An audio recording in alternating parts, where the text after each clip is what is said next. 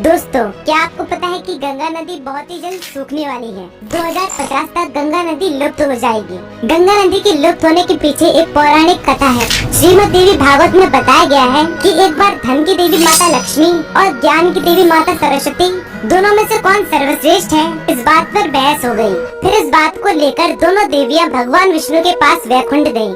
वहाँ पर माता गंगा पहले से ही मौजूद थी और भगवान विष्णु अपने ध्यान में लीन थे। तभी दोनों देवियां वैकुंठ आती हैं और माता लक्ष्मी भगवान विष्णु के पास जाकर बैठ जाती हैं। लेकिन कोई भी माता सरस्वती को बैठने के लिए नहीं पूछता, जिस पर उन्हें बहुत क्रोध आता है और वो माता लक्ष्मी से कहती हैं कि आप मुझे खुद यहाँ लेकर आई हैं और आपने मुझे बैठने के लिए भी नहीं पूछा।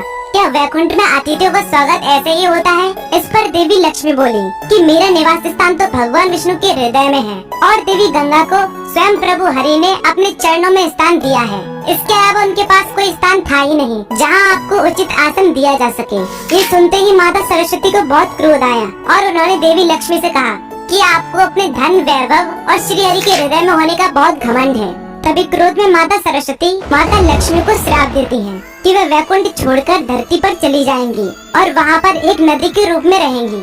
माता लक्ष्मी को दिए हुए श्राप को सुनकर माता गंगा को माता सरस्वती पर बहुत क्रोध आता है और वो भी माता सरस्वती को धरती पर नदी के रूप में रहने का श्राप दे देती हैं। फिर माता सरस्वती देवी गंगा को भी श्राप देती है कि वह श्री हरि के चरणों से निकलकर धरती पर चली जाएंगी और अधिक से अधिक पापियों के पाप को स्वीकार करेंगी। श्राप के अनुसार माता लक्ष्मी पद्मा नदी के रूप में धरती पर आई, माता सरस्वती सरस्वती नदी के रूप में और माता गंगा भी गंगा नदी के रूप में धरती पर आ गयी। फिर नारद जी ने भगवान विष्णु से पूछा कि ये तीनों देवियां नदी के रूप में पृथ्वी पर कब तक रहेंगी। तभी भगवान विष्णु ने कहा कि जब कलयुग के 5000 वर्ष पूरे हो जाएंगे तब तीनों देवियां वापस अपने धाम लौट आएंगी। और जैसा कि हमें पता है कि कलयुग के 5000 से ज्यादा साल पूरे हो चुके हैं और अब पद्मा और सरस्वती नदी पूरी तरह से लुप्त हो चुकी हैं और अब सिर्फ गंगा नदी बची है। और बताया जा रहा है कि वर्तमान के भयंकर प्रदूषण के कारण बहुत जल्द गंगा नदी भी लुप्त हो जाएगी। वैसे दोस्तों, आपका इस बारे में क्या कहना है, हमें कमेंट्स में जरूर बताएं।